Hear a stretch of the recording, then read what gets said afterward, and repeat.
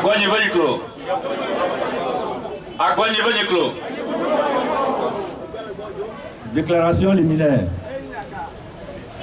Les populations du Grand Agouanive dans la préfecture du Golfe désavouent le préfet Melebou, la délégation spéciale et son président Aboka. Les fonctions du préfet et celles de la délégation spéciale ne relèvent pas du bon vouloir du prince.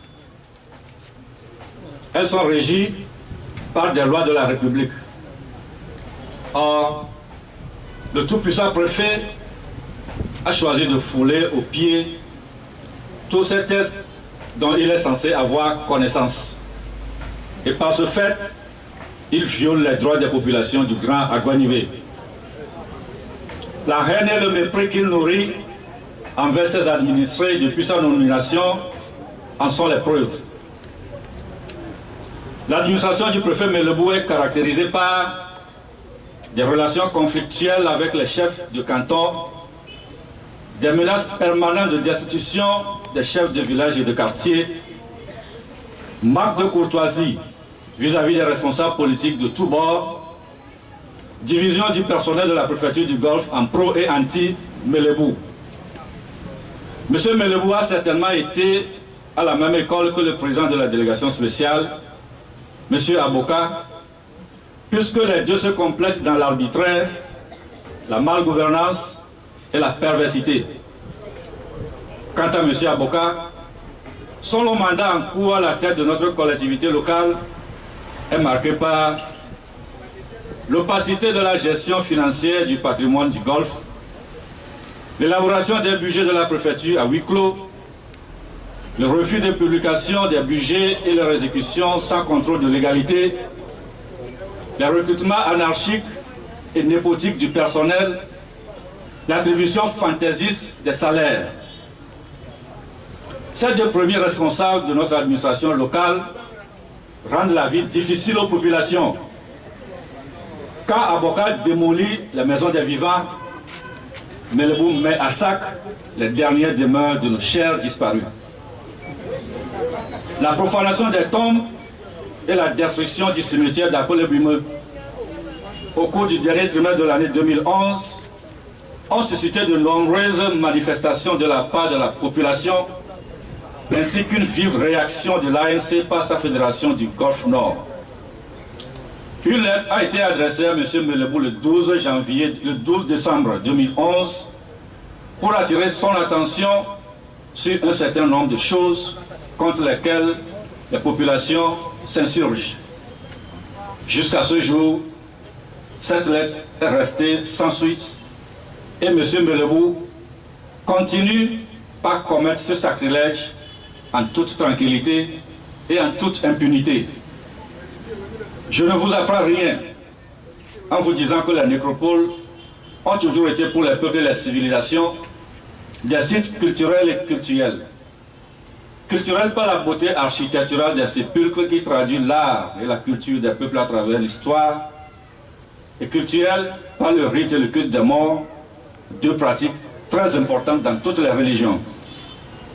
Ainsi, pour assurer leur pérennité, les instruments juridiques, tant nationaux qu'internationaux, exigent la protection des cimetières, lieux de souvenirs et de recueillement, même en temps de conflit armé. Nonobstant toute cette disposition, M. Melebou, malgré une opposition ferme de ses administrés, exécute son funeste projet de destruction systématique de ces lieux de souvenirs et de recueillement. Hier, ce fut le cimetière d'Apolébumeux en face du supermarché Leader Price à Agouanive. Le motif évoqué en 2011 au moment de la destruction est la transformation de ce site en un grand carrefour. Mesdames, messieurs, où est ce grand carrefour? Aujourd'hui, c'est le cimetière de Humbi, quartier royal. La raison évoquée est la construction d'une retenue d'eau.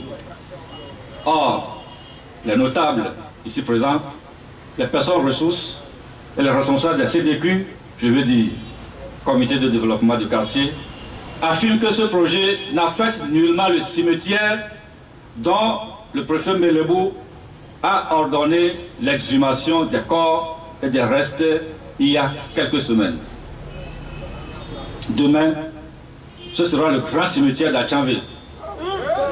Le préfet Melebou invoque les travaux d'agrandissement de la nationale numéro 1, alors qu'un contournement est possible, comme le cas des localités de Davier et de Tchévier dans la préfecture de Zion.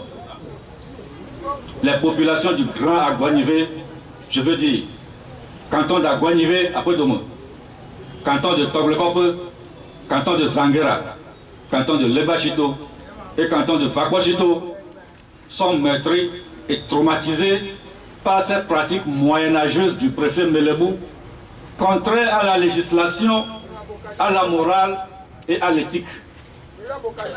À travers l'exécution de ce funeste projet, nous redoutons l'effacement de notre mémoire et la disparition de notre cité originelle de la carte du Togo.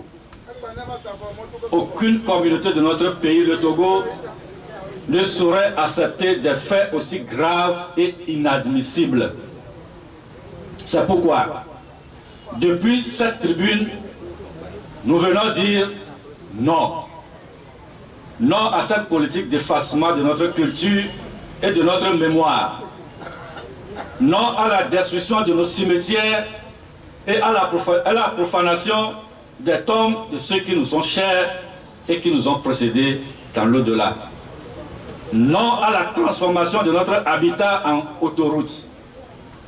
Nous saisissons cette occasion pour demander au chef de l'État et au gouvernement de prendre leurs responsabilités pour le triomphe de la loi dans la préfecture du Golfe, en invitant le préfet Melebou à surseoir à la destruction de nos cimetières, en procédant à la nomination d'un nouveau préfet pour le Golfe capable de respecter et d'écouter ses administrés.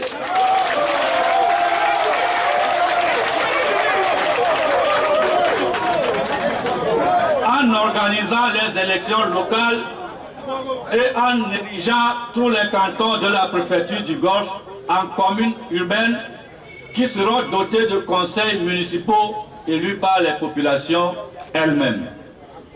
Pour finir, nous nous félicitons des initiatives de nos aînés réunis au sein du RAD Golfe.